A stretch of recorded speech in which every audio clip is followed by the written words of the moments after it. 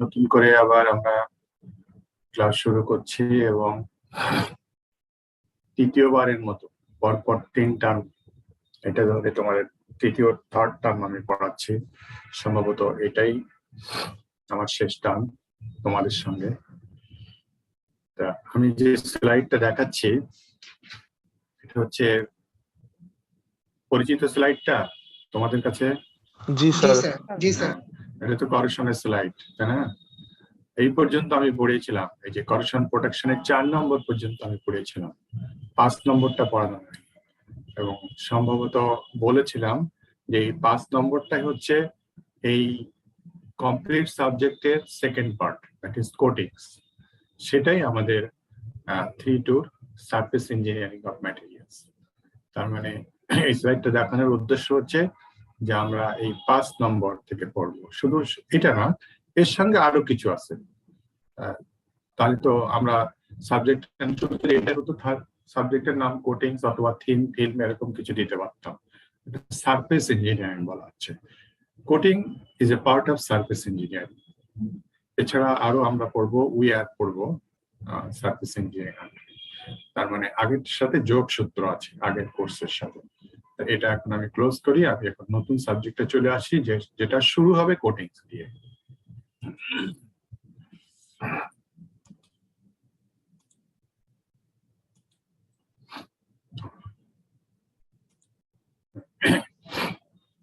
আমি এই সাবজেক্টের টেন্টেটিভ লেকচার শিট এবং তোমার লেকচার ম্যাটেরিয়ালস গুলো একটু পরে দেবো। আমি লাস্ট 1 উইকে তোমাদের ক্লাস নিতে পারিনি, ফ্যামিলি কে নিয়ে আমি একটু ডিস্টার্ব অবস্থায় ছিলাম। একটা মেডিকেল অপারেশন ছিল আমার ওয়াইফের, যে কারণে আমি এগুলো রেডি করতে পারিনি। তা আমি ইনশাল্লাহ শিগগিরই তোমাদেরকে সবগুলো দিয়ে দেবো। আজকে আমরা শুরু করব the first chapter surface engineering of materials এর, যেটা চ্যাপ্টারের নাম হচ্ছে scope of protection.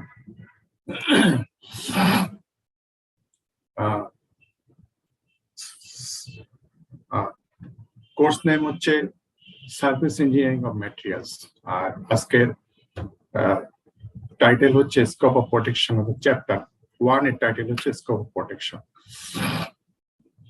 Surface engineering of ম্যাটেরিয়ালসটা কি বলা হচ্ছে যে সারফেসকে মডিফাই করার একটা technology to modify the surface.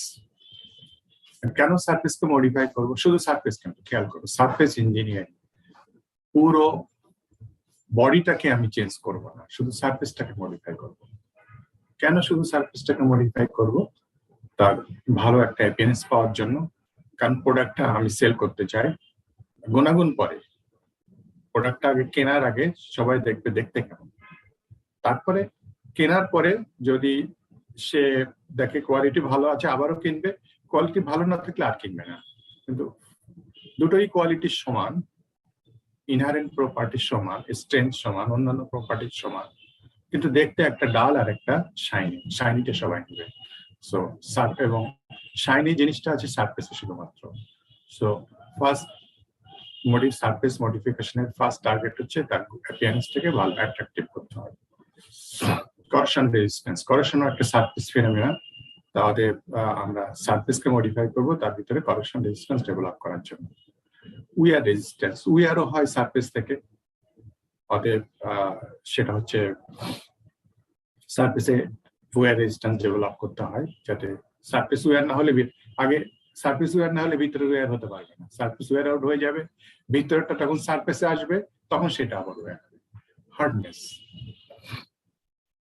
এই হার্ডনেস হচ্ছে তোমরা অলরেডি পড়েছো, হার্ডনেস এর definition, resistance to penetration of a material is called hardness. এটা সারফেস ফিনোমেনা।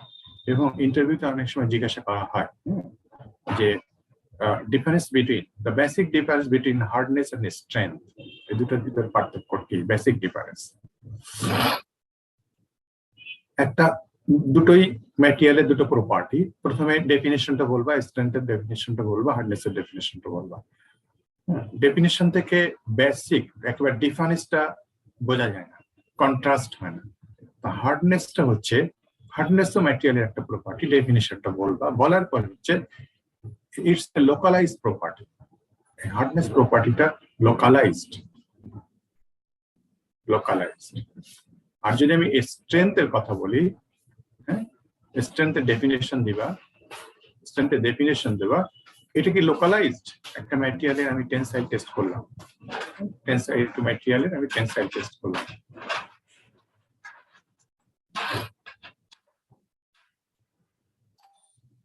এরকম টেনসাইল টেস্ট করলাম, আর সেম ম্যাটেরিয়ালের আরেকটা টুকরা নিলাম, নিয়ে হার্ডনেস টেস্ট করলাম। হার্ডনেস মানে কি এখানে একটা ইন্ডেন্টেশন দিল। সো হার্ডনেস কি করলো? হার্ডনেস প্রপার্টি থেকে আমি যে ডাটা পেলাম HRC রকওয়েল হার্ডনেস সি স্কেলে, এটা ডাটা পেলাম 50।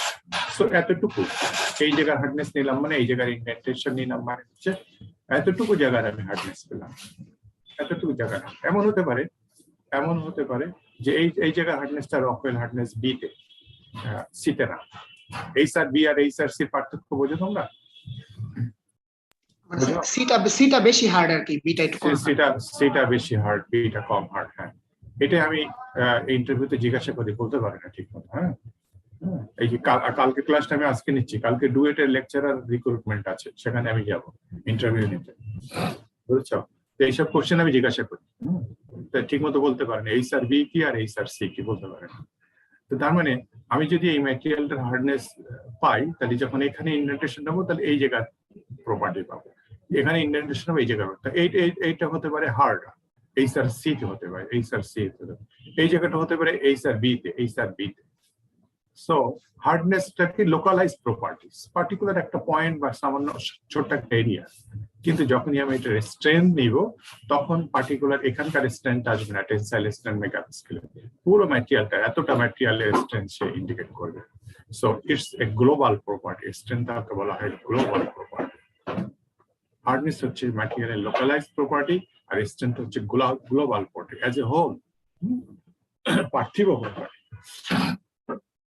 ডিফারেন্স যে জিজ্ঞেস করা হয়, difference between hardness and strength, answer হবে হার্ডনেসের ডেফিনেশন দিতে হবে, স্ট্রেংথের ডেফিনেশন দিতে হবে। আর সেকেন্ড, এই কথাটা অবশ্যই বলতে হবে, ডেফিনেশন থেকে পার্থক্যটা ঠিক বোঝা যায় না। যদি কোশ্চেন হয় যে ডিফাইন হার্ডনেস এন্ড স্ট্রেংথ, তখন তুমি ডেফিনেশন দিতে পারবে। যদি বলা হয় differentiate between hardness and strength, তখন তোমাকে দুটো ডেফিনেশন দিতে হবে। আর আসল পার্থক্যটা এইটা থেকে বোঝা যায়, hardness is a material property which is localised, and strength is also material property, but it's global. Third purpose হচ্ছে surface property different from core. এটা एग्जांपल পরের পেজে আছে, আমি সেখানে যেই বলবো। ল্যাঙ্গুয়েজটা একটু মনে রাখো যে সারফেসের একটা ভিন্ন প্রপার্টি চাই ফ্রম দ্য কোর। কোর মানে সেন্টার, হার্ট, ভিতরে যে জায়গাটা আছে সেই জায়গায় একরকম প্রপার্টি চাই, আর সারফেসে চাই আরেক রকম প্রপার্টি প্রয়োজন হয় আমাদের। তো এইসব উদ্দেশ্যে আমাদের সারফেস মডিফিকেশন করতে হয়, এবং সেই মডিফিকেশন গুলো আমরা সারফেস ইঞ্জিনিয়ারিং অফ ম্যাটেরিয়ালস এখানে শিখব। দুই ভাবে এই মডিফিকেশন করা যায়, একটা হচ্ছে সারফেস ইটসেলফ ইজ মডিফাইড, আরেকটা হচ্ছে সারফেস রিমেইনস আনচেঞ্জড। তো সারফেস ইটসেলফ ইজ মডিফাইড কি, যেটা ওই এর আগের স্লাইডের লাস্টের एग्जांपल যেটা বললাম, যে কি করা হয়, কোরের প্রপার্টি একরকম আর সারফেস প্রপার্টি একরকম, সেটা এখানে বলা হচ্ছে সারফেস ইটসেলফ মডিফাইড। গিয়ারের एग्जांपल দিই, গিয়ারটা কেমন, গিয়ারটা হচ্ছে এরকম,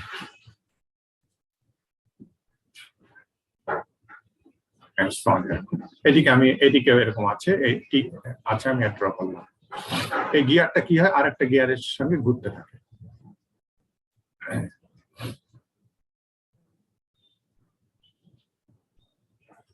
এদিকে এরকম আছে, ঘুরতে থাকে। এটা যখন এদিকে যাবে, এটা তখন এদিকে যাবে। এই যখন ঘুরতে, এইটাকে বলা হয় গিয়ারের টিথ, দাঁত। আর এই জায়গাটাকে বলা হয় কোর, সাব সেন্টারটাকে বলা হয় কোর। গিয়ার যখন ঘুরতে থাকে, এই টিথের সঙ্গে এই টিথের কি হয়, রাবিং হয়, ফ্রিকশন হয়। ফ্রিকশন হলে কি হবে, এই সারফেস ওয়্যার আউট হয়ে যাবে। সো যাতে ওয়্যার আউট না হয়ে যায়, সেই জন্য এই টিথের প্রপার্টি কি দরকার, টিথের প্রপার্টি দরকার ওয়্যার রেজিস্ট্যান্স দরকার, ওয়্যার রেজিস্ট্যান্স দরকার। আর ওয়্যার রেজিস্ট্যান্স দরকার, ওয়্যার রেজিস্ট্যান্স কিভাবে আসে, ওয়্যার রেজিস্ট্যান্স আমরা হার্ডনেস সাথে directly proportional, so proportional to H. So আমরা হার্ডনেস এখানে ডেভেলপ করে দিই, হার্ডনেস যার বেশি আর ওয়্যার রেজিস্ট্যান্স তার বেশি। এখন আমরা এখানেও কোশ্চেন করি, হ্যাঁ, যখন মেকানিক্যালের ক্যান্ডিডেট আসে, এই যে রুয়েট কুয়েট এখানে ম্যাটেরিয়াল সায়েন্স এন্ড ইঞ্জিনিয়ারিং, ওরা এলিজিবল ক্যান্ডিডেটের ভিতরে ওরা মেকানিক্যাল কেউ রেখেছে, হ্যাঁ। তো যখন আসে তখন তাদেরকে যেহেতু তারা গিয়ার সম্পর্কে কিছু পড়েছে, তাদেরকে এই গিয়ারের কোশ্চেন করে।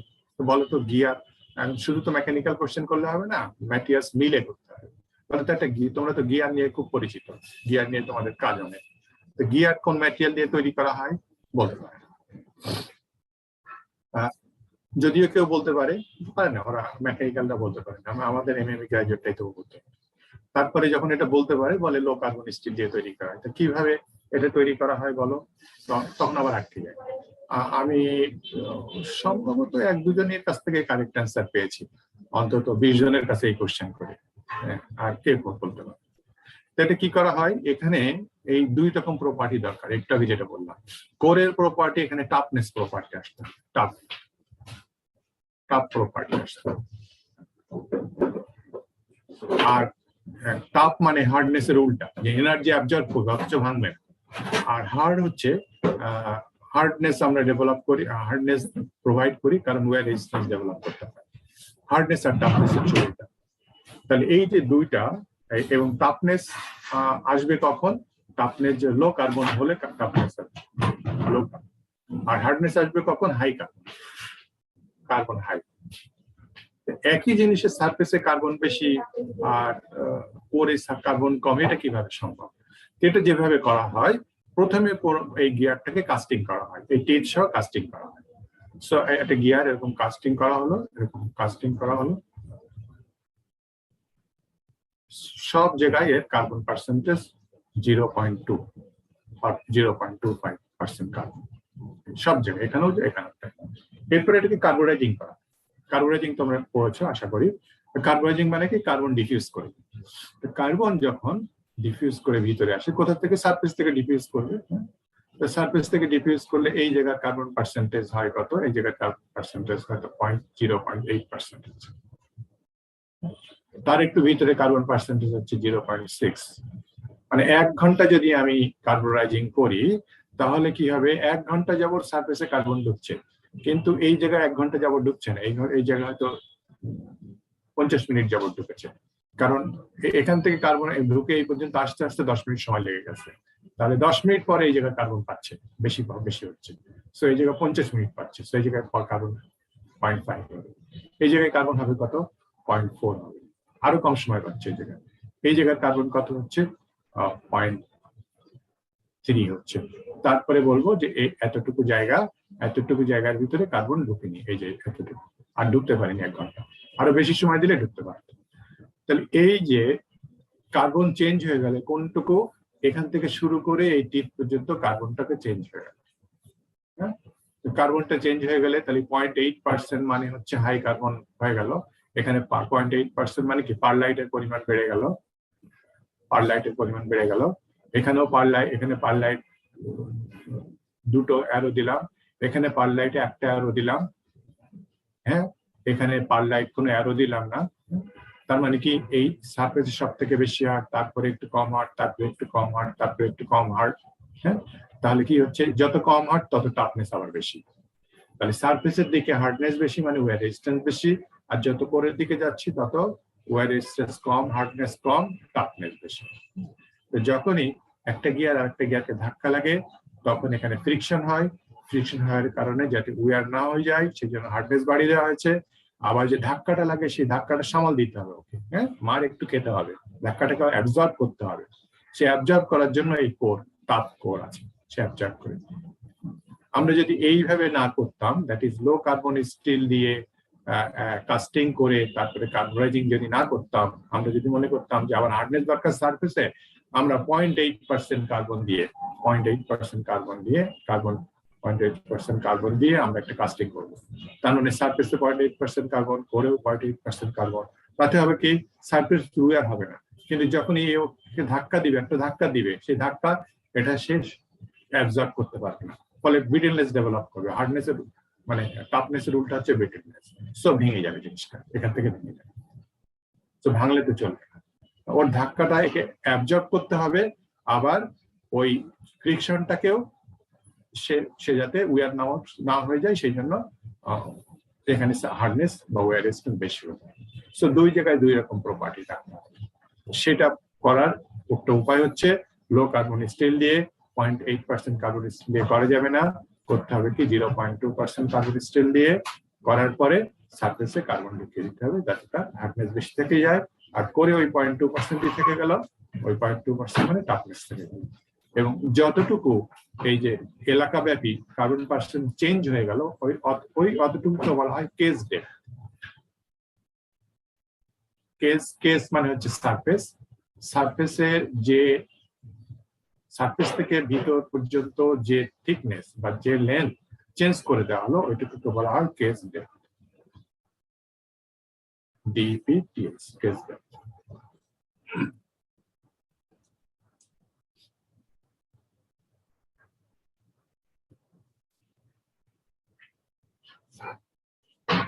তাহলে কি হচ্ছে সারফেস ইটসেলফ ইজ মডিফাইড। সারফেসটা আগে কি ছিল 0.2% কার্বন স্টিল ছিল, তাই না? পারলাইট কম ছিল, আর এখন সারফেস কি হয়ে গেল 0.8%, 0.7%, 0.6% কার্বন স্টিল হয়ে গেল, পারলাইট বেশি হয়ে গেল। So surface itself is modified. এটাকে কার্বরাইজিং এর মাধ্যমে করা হয়। আর একটা কি করা হয় যে surface remain unchanged, different overlay coating. যেমন তো করেশনে আমি বলেছিলাম যে একটা মাইল্ড স্টিলের কিছু আছে, তার উপরে আমি কি করলাম, মাইল্ড স্টিলের উপরে একটা নিকেল বা কপারের কোটিং দিই। So this all is nickel or copper. M. একটা মেটাল M আছে স্টিল, তার উপরে কোটিংটা দিয়ে দিলাম কি কপারের কোটিং। তাহলে কি হচ্ছে আমার অরিজিনাল অবজেক্টটা হচ্ছে স্টিল, তার সারফেস যেমন ছিল তেমনই আছে, ওর উপরে আর একটা ফরেন লেয়ার দিয়ে দিচ্ছি। ফরেন লেয়ারটা এর ভিতরে ঢুকেনি, কিন্তু এখানে কি হয়েছে আমার অরিজিনাল ছিল 0.2% কার্বন, সেটাকে আমি চেঞ্জ করে দিয়েছি 0.8% কার্বন। সারফেসকে মডিফাই করে দিয়েছি, ইটস সেলফ মডিফাইড। আর সারফেস রিমেইনস আনচেঞ্জড, সারফেস যা ছিল স্টিল তাই আছে। ডিফারেন্ট ওভারলে কোটিং, একটা foreign coating is deposited on the original surface, যেমন ইলেকট্রো ডিপোজিশনের মাধ্যমে করা হয়। সো এই দুই ধরনের। হ্যাঁ, করেশনের সাথে যা যা পড়েছে তার অনেক টার্ম এখানে আমরা পাবো প্রথম দিক অন্তত, কারণ ইলেকট্রো ডিপোজিশনের মাধ্যমে যে কোটিং করা হয় এটা হচ্ছে আমরা করেশনকে ড্রাই সেল অ্যানালজির সাথে কম্পেয়ার করেছিলাম। ওখানে যা ঘটনা ঘটে এখানে কিন্তু কনসেপ্টটা উল্টা। ড্রাই সেল অ্যানালজিটা আমি আবার আসি, ড্রাই সেল অ্যানালজিতে কি ছিল, এরকম একটা জিঙ্ক একটা কন্টেইনার ছিল, এটাকে জিঙ্ক বলা হচ্ছিল, তার ভিতরে কার্বন ছিল, জিঙ্কটা ছিল অ্যানোড, আর এইটাকে এখানে ছিল অ্যামোনিয়াম ক্লোরাইড ভেঙে যে অ্যামোনিয়াম আর ক্লোরিন আয়ন হতো এরকম। তারপরে এটাকে যদি আমি কানেক্ট করে দেই, এবং অ্যাকোয়াস সলিউশন বলা হয়েছিল, এটা অ্যাকোয়াস সলিউশন হবে। সো হাইড্রোজেন, পানি ভেঙে যে হাইড্রোজেন আয়ন আর ওএইচ আয়ন হবে। তারপরে এটাকে আর ফোর্থ আর একটা কম্পোনেন্ট যে এটাকে কানেক্ট করতে হবে। কানেক্ট করলে কি হতো, কানেক্ট করে যদি এখানে একটা ল্যাম্প দিয়ে দেওয়া হয়, তো ল্যাম্পটা জ্বলে। কিভাবে জ্বলে, এই জিঙ্কটা হচ্ছে অ্যানোড, জিঙ্ক ক্ষয় হয়ে যায়, কি হয়, জিঙ্ক ক্ষয় হয়ে যায়, জিঙ্ক আয়ন যোগ ইলেকট্রন হয়। সো এখানে জিঙ্ক চলে আসে, আর ইলেকট্রন এইদিকে যায়, ইলেকট্রন ফ্লো এদিকে যায়। ইলেকট্রন ঘুরে এখান দিয়ে এসে ইলেকট্রন এখানে এসে জমা হয়, ইলেকট্রন এখানে চলে আসে, সেই ইলেকট্রন পজিটিভ আয়নকে অ্যাট্রাক্ট করে। সো জিঙ্কের কাছে যায়, হাইড্রোজেনের কাছে যায়, অ্যামোনিয়ামের কাছে যায়, যে এদিকে এটা হচ্ছে অ্যানোড রিঅ্যাকশন। অ্যানোড রিঅ্যাকশন মানে অক্সিডেশন। ক্যাথোড রিঅ্যাকশন হয় এখানে, কি হয়, এই জিঙ্ক দিয়ে আমি সব কটা দিয়ে বোঝাতে পারি, অ্যামোনিয়াম দিয়ে বোঝাতে পারি, হাইড্রোজেন দিয়ে বোঝাতে পারি, জিঙ্ক দিয়েও বোঝাতে পারি। জিঙ্ক কি হয়, জিঙ্ক 2+, দুটো ইলেকট্রন নেয়, নিয়ে জিঙ্ক হয় নিউট্রাল, জিঙ্ক হয়ে এর গায়ে জমা। So cathode reaction. অ্যানোড রিঅ্যাকশনটাকে আমরা বলেছিলাম এটাকে নেগেটিভ চিহ্ন দেওয়া হয়েছিল, আর ক্যাথোড রিঅ্যাকশনটাকে বলা হচ্ছিল পজিটিভ চিহ্ন দেওয়া হয়েছিল। এই ছিল করেশন।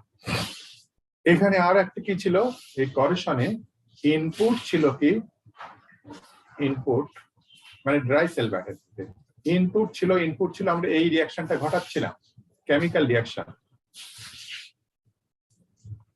রিঅ্যাকশন। আর আউটপুট কি ছিল, আউটপুট ছিল পাওয়ার, আমরা ইলেকট্রিক পাওয়ার পাচ্ছিলাম ড্রাই সেল ব্যাটারিতে, এটা করেশনের মাধ্যমে আসছিল পাওয়ার। এখানেও তাই, এখানে কি হচ্ছে মানে উল্টা কনসেপ্টটা একটু উল্টা। সেটা হচ্ছে কি, আমরা ইনপুট দিচ্ছি বিদ্যুৎ সোর্স, যার এইটা হচ্ছে নেগেটিভ এন্ড, এই যে নেগেটিভ এন্ড বলা হচ্ছে একটা রেকটিফায়ার, আর এইটা হচ্ছে বা একটা ব্যাটারি বলি, একটা নেগেটিভ এন্ড আর একটা পজিটিভ। আর এখানেও একটা মেটাল আছে, হ্যাঁ মেটাল আছে, মেটালটাকে এম বলা হয়েছে। সো মেটালের অ্যাকোয়াস সলিউশন আছে, তাহলে এম মানে মেটালের একটা সালফেট থাকবে, মানে সল্ট থাকবে, সো এটা ভেঙে যে এম প্লাস হবে মেটালটা, আর সল্ট যদি সালফেট হয় তাহলে সালফেট SO4 -2 হবে, এটা তাহলে +2 হবে। এই আর এখানেও হাইড্রোজেন আর অক্সিজেন এরকম হবে, যেটি অ্যাকোয়াস হাইড্রোজেন থাকবে, ওএইচ মাইনাস থাকবে। আর এখানে ইনপুট হচ্ছে এইটার সঙ্গে পার্থক্য হচ্ছে ইনপুট কেমিক্যাল রিঅ্যাকশন আর আউটপুট হচ্ছে পাওয়ার। আর ইলেকট্রো ডিপোজিশনে দ্যাট ইজ কোটিং যখন আমরা ফেলবো তখন হচ্ছে ইনপুট হচ্ছে পাওয়ার।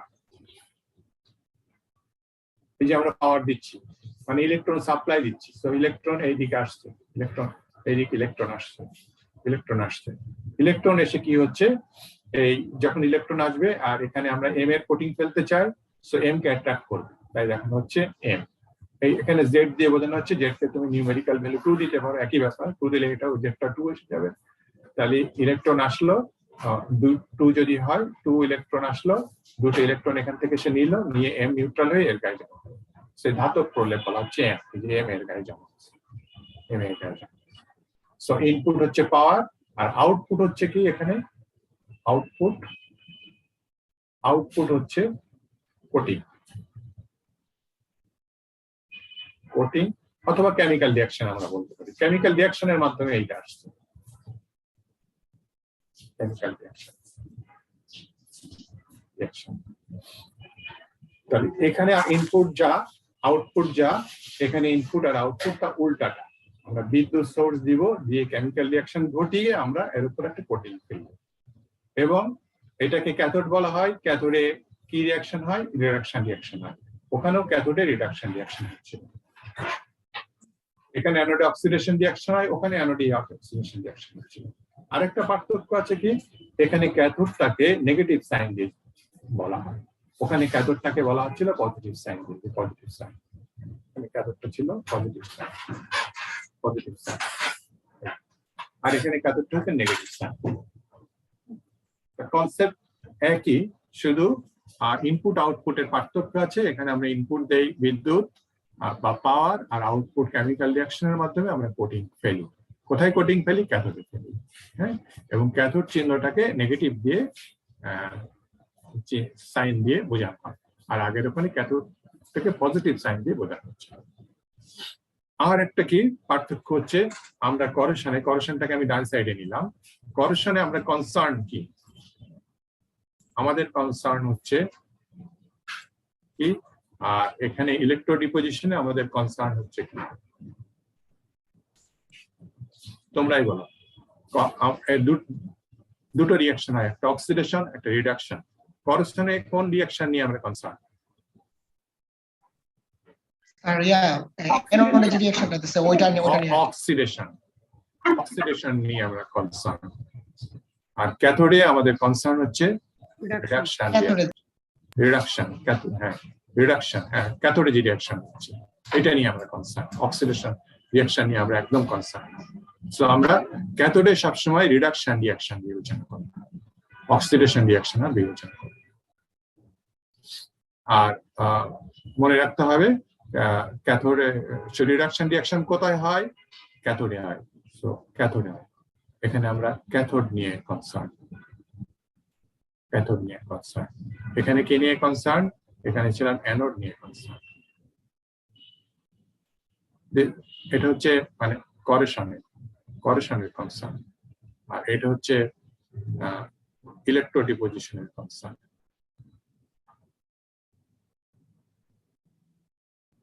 Electro deposition concern. এখানে ক্যাথোডটাকে এখানে নেগেটিভ বলা হয়, এখানে অ্যানোডটাকে এখানেও নেগেটিভ বলা হয়। আর পার্থক্য যেমন বললাম যে এখানে ইনপুট হিসেবে পাওয়ার দেওয়া হয়, আউটপুট হিসেবে কেমিক্যাল রিঅ্যাকশন হয়, যে এটা। আর ক্যাথোডে ইনপুট হিসেবে অকারেশনে ইনপুট হিসেবে কেমিক্যাল রিঅ্যাকশন আর আউটপুট হিসেবে পাওয়ার। ইএমএফ সিরিজ জানা আছে তোমাদের, সেই জিনিসগুলোই, আর কিছু না। এবং এটা আমরা অক্সিডেশন পটেনশিয়াল হিসেবেও সাজাতে পারি, রিডাকশন পটেনশিয়াল হিসেবেও সাজাতে পারি। ইম্পর্টেন্ট যেগুলো সেগুলো আমি একটু লাল কালি দিয়ে দিয়েছি, এগুলো একটু মনে রাখতে পারলে ভালো। কপার 10, তাহলে অক্সিডেশন পটেনশিয়াল কত, ক্যাথোডিক রিডাকশন পটেনশিয়াল জাস্ট সাইনটা উল্টে যাবে, আর কিছু না। একদিকে আছে গোল্ড প্লাটিনাম, আর একদিকে হচ্ছে sodium potassium calcium.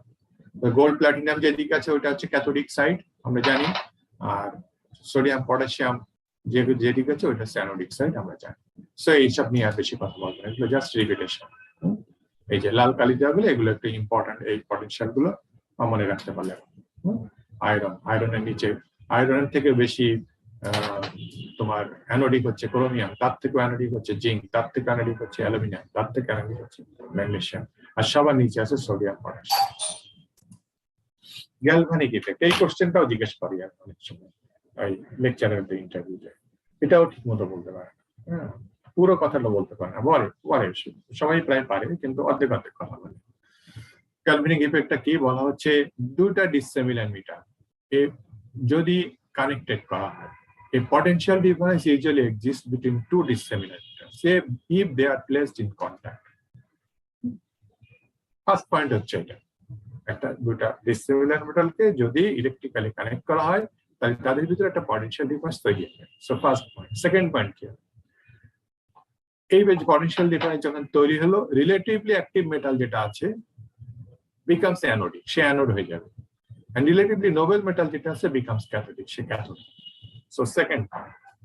Third point কি, corrosion of the active metal is increased, active মেটালের corrosionটা বেড়ে যাবে, and অ্যাটাক বলা হচ্ছে, বইয়ের ভাষায় আমি লিখেছি, corrosionও বলতে পারো, and corrosion of the noble metal is decreased, কমে আসবে।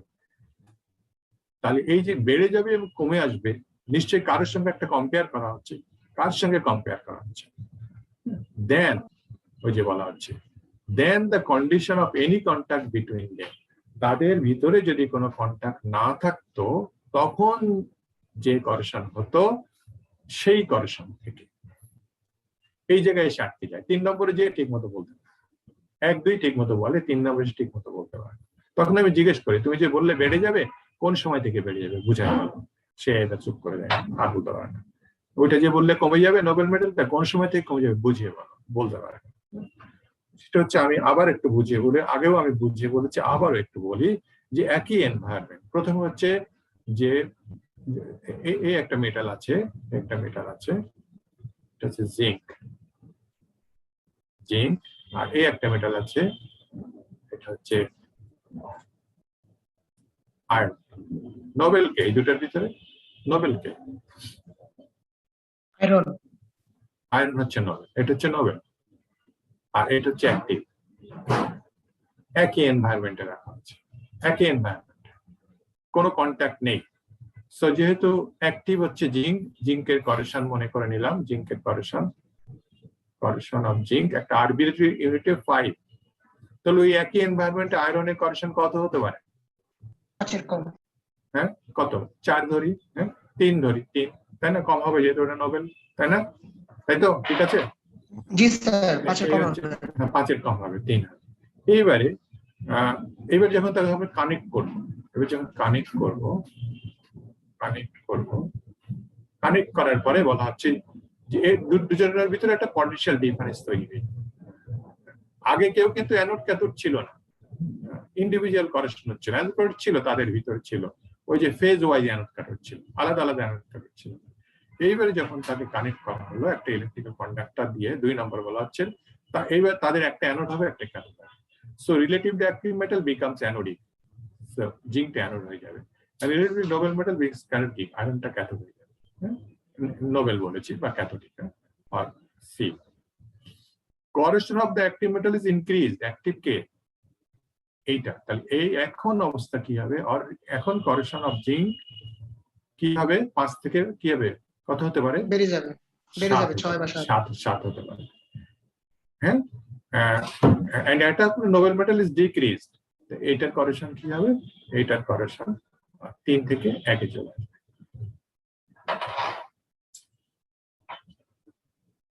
ডিক্রিজ দেন দ্য কন্ডিশন, ওই যে বেড়ে গেল কোন থেকে, কোন কন্ডিশন থেকে, যখন তারা কন্ট্যাক্টে ছিল না তখন 5, সেইটা থেকে এটা বেড়ে গেল 5 থেকে 7 আসলো। আর একটা কি হলো, যখন তারা কানেক্টেড ছিল না তখন যা ছিল তার থেকে কমে আসলো, 3 থেকে 1 কমে আসলো। এই জায়গায় সাক্ষী যায় বলতে পারবো।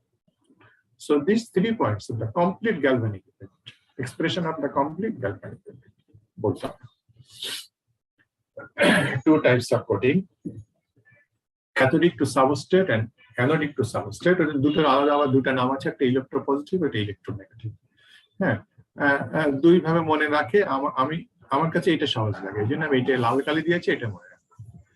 সাবস্ট্রেট তুমি বোঝো, যার উপরে কোটিং ফেলা হয় সেই অরিজিনাল মেটালটাকে সাবস্ট্রেট বলা হয়, আর সাপেক্ষে কোটিং ম্যাটেরিয়ালটা ক্যাথোডিক, এটাকে বলা হয় ক্যাথোডিক টু সাবস্ট্রেট।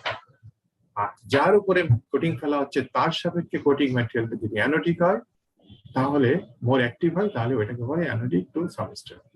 এটা আমার কাছে মানে পলট পালট করে বিভিন্ন সময়, সেই জন্য এটা আমি মনে রাখলাম, এটা মনে রাখি, এটা মনে রাখি সহজ। First one is cathodic to substrate, মানে কি নিকেল অন স্টিল। স্টিল, এই দুটোর ভিতরে কি, স্টিল হচ্ছে নোবেল, সরি স্টিল হচ্ছে অ্যাক্টিভ, তাই না, এটা হচ্ছে অ্যাক্টিভ, আর নিকেল হচ্ছে নোবেল। সো স্টিলের উপরে যদি নিকেলের কোটিং ফেলা হয় তাহলে কি হবে, coating which is cathodic to substrate, so cathodic to substrate. Nickel relatively more corrosion resistant in many environments and also doesn't form voluminous corrosion product like rust. Rust কোথা থেকে আসে, রাস্ট আয়রন থেকে আসে, রাস্টিং বলা হচ্ছিল corrosion। So iron রেখে দিলে ভলিউমিনাস মানে অনেক বেশি পরিমাণ এনভায়রনমেন্টে রেখে দিলে, মানে আয়রন রেখে দিলে তার corrosion অনেক বেশি পরিমাণ, কিন্তু নিকেল রেখে দিলে অনেক বেশি পরিমাণ হয় না, সেই কথাটা বলা আছে। More corrosion resistant in many environments also does not form voluminous corrosion product, অনেক বেশি corrosion product সে তৈরি করে না, also like rust।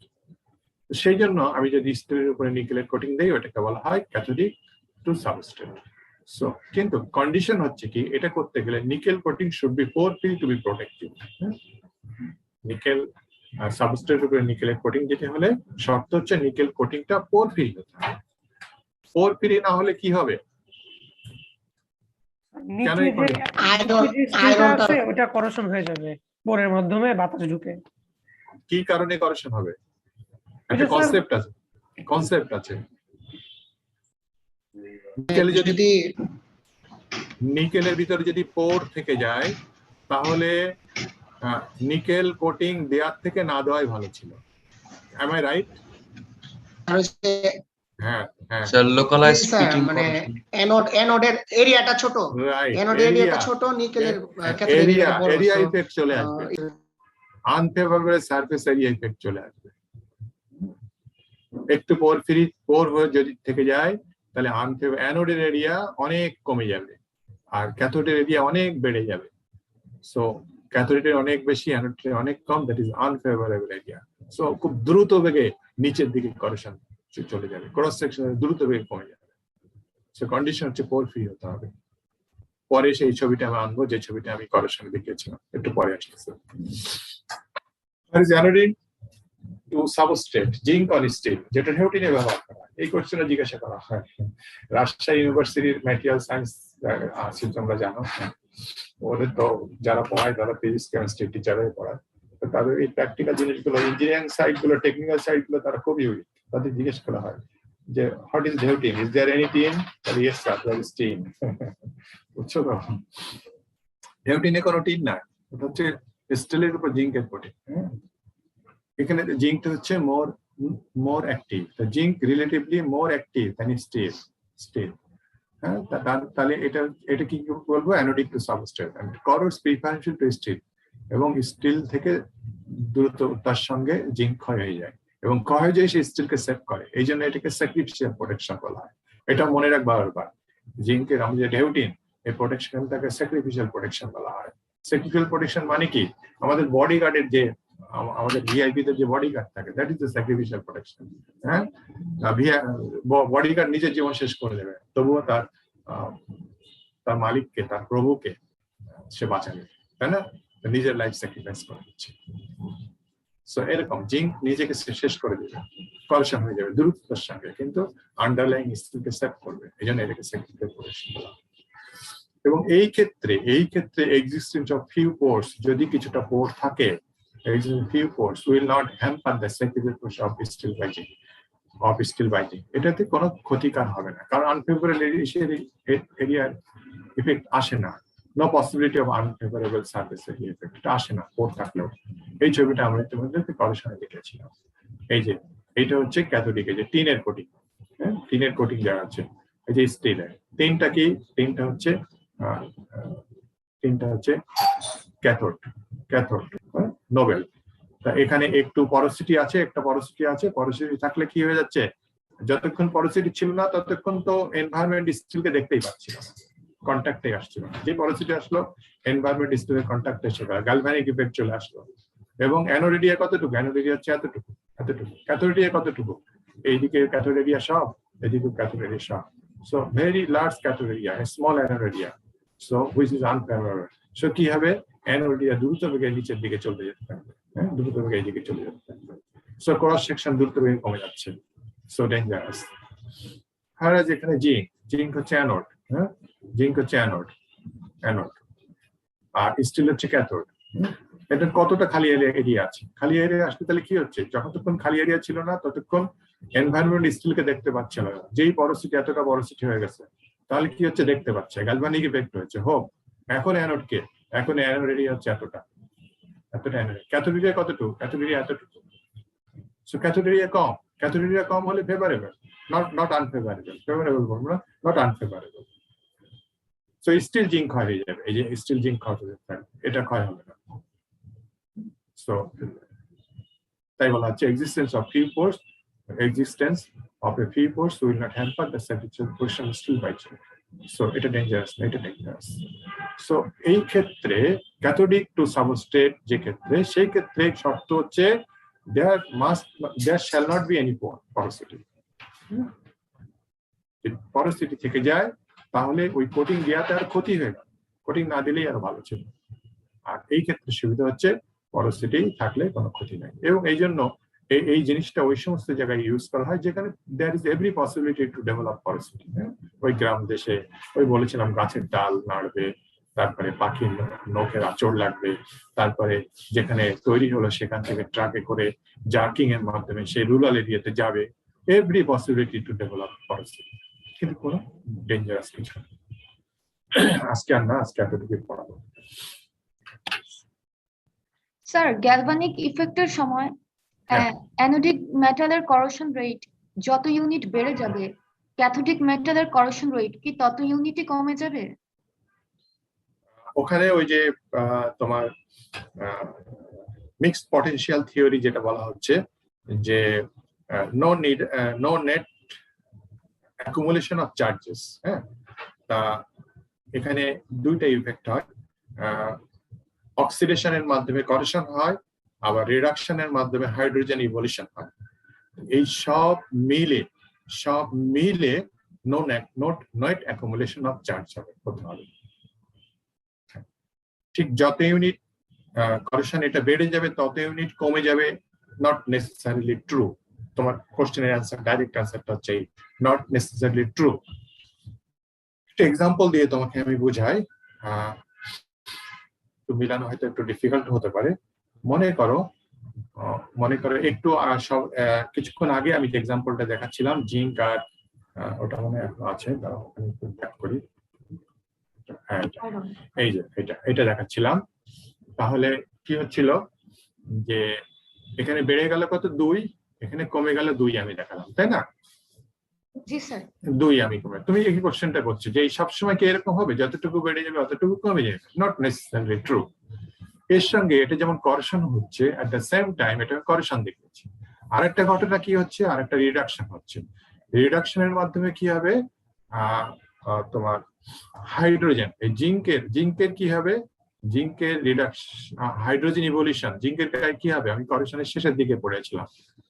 জিঙ্ক এখানে করেশন হ্যাঁ, হাইড্রোজেন রিডাকশন এখানে কমে যাবে, তাই না? আর আয়রনের হাইড্রোজেন রিডাকশন বেড়ে যাবে, তাই তো? এমন হতে পারে এখানে 5 থেকে 7 হলো, এখানে 3 থেকে 2, 1 না হয়ে 3 থেকে 2 হতে পারে। সো আমি দেখি 3 থেকে 2 হয়ে মিলাই ব্যাপারটা, 3 থেকে 2 হয়ে 2। তাহলে কি হচ্ছে, দেখো অ্যাকুমুলেশন অফ, এখন কি হচ্ছে 5 আর 3 8, তাই না? আর এখানে 7 আর 2 9। তা এখানে করেশন 7, এখানে করেশন 2 9। এমন হতে পারে যে আগে এখানে হাইড্রোজেন ইভলিউশন 5 আর 3 8 করতে হবে। হাইড্রোজেন ইভলিউশন এখানে ছিল, সহজভাবে আমি বোঝাই, এখানেও ছিল 5 হাইড্রোজেন ইভলিউশন, এখানেও হাইড্রোজেন ইভলিউশন ছিল 5। সো করেশন মানে কি, evolution of electron, evolution of electron, এখানে 5টা ইভলিউশন অফ ইলেকট্রন, এখানে 3টা ইভলিউশন অফ ইলেকট্রন।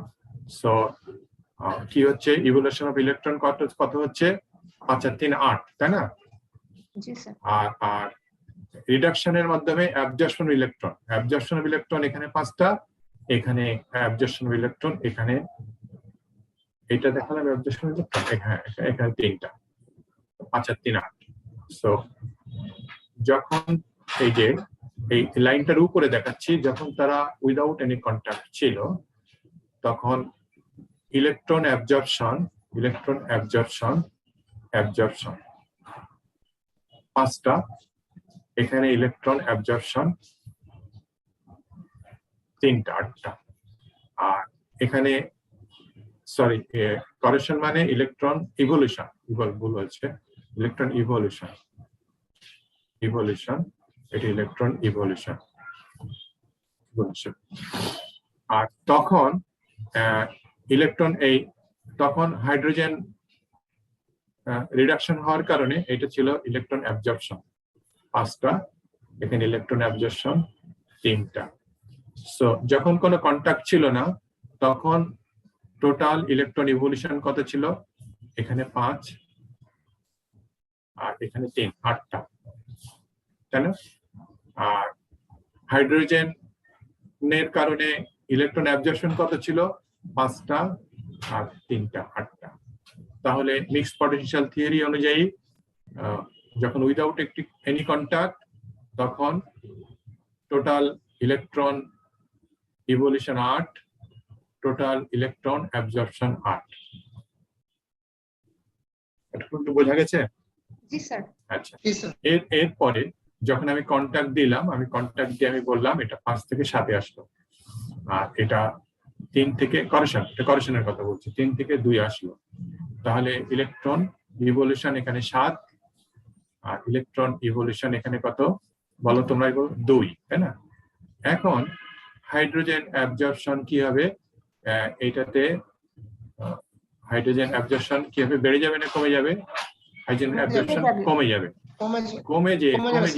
হ্যাঁ, কমে যাবে। আমি খুব সহজ বোঝাচ্ছি, এটা 2 আসলো, আর ওইটা বেড়ে যাবে, ওইটা বেড়ে যেয়ে ওইটা 7 আসলো, ওইটা 7 আসলো। হাইড্রোজেনটা কোথায় দেখাচ্ছে, এখানে অ্যাবজর্পশনটা এখানে 7 আসলো। তাহলে হচ্ছে কি, ইলেকট্রন ইভলিউশন হচ্ছে কত, এখানে 7, ইলেকট্রন ইভলিউশন 7, এই 9 না, টোটাল ইলেকট্রন ইভলিউশন 9, 7 আর 2 9, আর টোটাল ইলেকট্রন অ্যাবজর্পশন 7 আর 2 9, সো 9 মিলে গেল। সো মিক্সড পটেনশিয়াল থিওরি এখানেও কারেক্ট, কিন্তু করেশন এখানে কত বেড়ে গেল, 5 থেকে 7 2 বেড়ে গেল, আর এখানে 3 থেকে 2 1 কমে গেল, যেতে পারে। আমি কি বোঝাতে পারছি তোমার অ্যান্সারটা? জি স্যার। কারেকশন কিন্তু 1 কমে গেল, যে যত বেড়েছে তত বাড়েনি, তত কমেনি। এখানে বেড়েছে 2, কমেছে 1। শর্ত হচ্ছে কি, যে পরেও আমার ইলেকট্রন অ্যাবজর্পশন আর ইলেকট্রন ইভলিউশন এক হতো।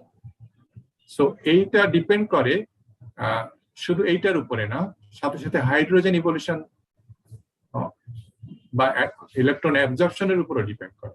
জি স্যার। সবকিছু যদি মিলে সমান হয়ে যায়, মানে তুমি যেটা বলেছো এটার উত্তর, ডাইরেক্ট উত্তর সমানও হতে পারে, আবার কম বেশি হতে পারে, কিন্তু মিক্সড পটেনশিয়াল থিওরি স্যাটিসফাই হতে হবে। আমি ক্লিয়ার? জি স্যার, এখন ক্লিয়ার। হ্যাঁ, ঠিক আছে।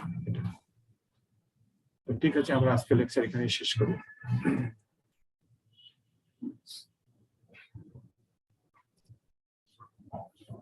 আচ্ছা, তো কালকের ক্লাসটা হচ্ছে না, আমাদের সোমবারে অ্যাজ ইউজুয়াল আমাদের ক্লাস হবে। আমি এখন রোল কলটা করছি।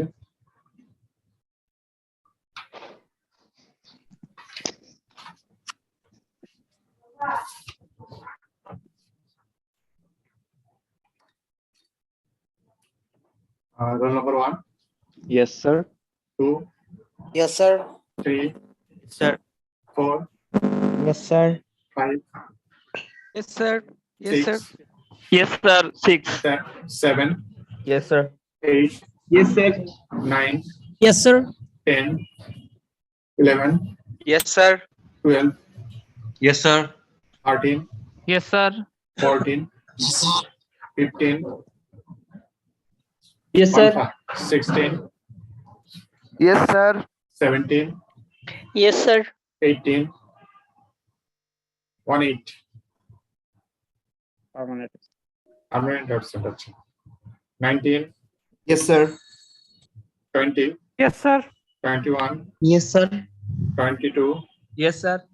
23, Permanent absent, sir. 23 ভুলে গেছি সব, 24, Yes, sir. 25, Yes, sir. 26, Yes, sir. 27, Yes, sir. 28, Present, sir. 29, 29, 30, Yes, sir. 31, Yes, sir. 32, Yes, sir.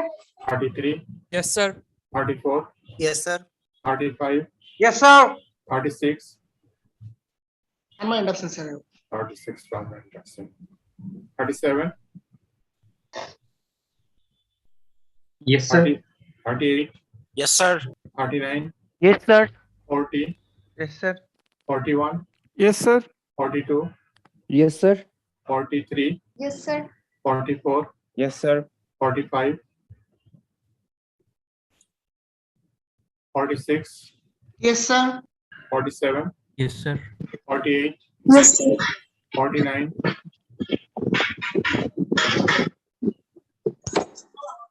49, Sir, 49. আচ্ছা 49 আছে, 50, Yes, sir. আচ্ছা হ্যাঁ, সবাই প্রেজেন্ট দেখতে পাচ্ছি, 29 ও লিখে দিয়েছে প্রেজেন্ট আছে।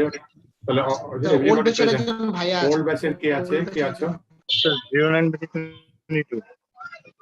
09 সায়েন্সের দিকে আছো, 09 Yes, sir. 22, আচ্ছা 09 22। আর কেউ আছে ওল্ড ব্যাচে?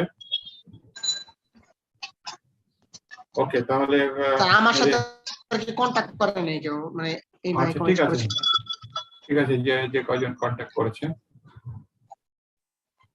আর আগামী ক্লাস থেকে তো regular class, regular routine wise হবে। তাহলে রেগুলার ব্যাচ সবাই প্রেজেন্ট, আর ওল্ড ব্যাচের 09 ব্যাচের 22 এরা প্রেজেন্ট, ঠিক আছে। Thank you. নেক্সট ইনশাআল্লাহ আমরা আবার রবিবার সোমবারে আবার ক্লাস আছে আমাদের। Thank you.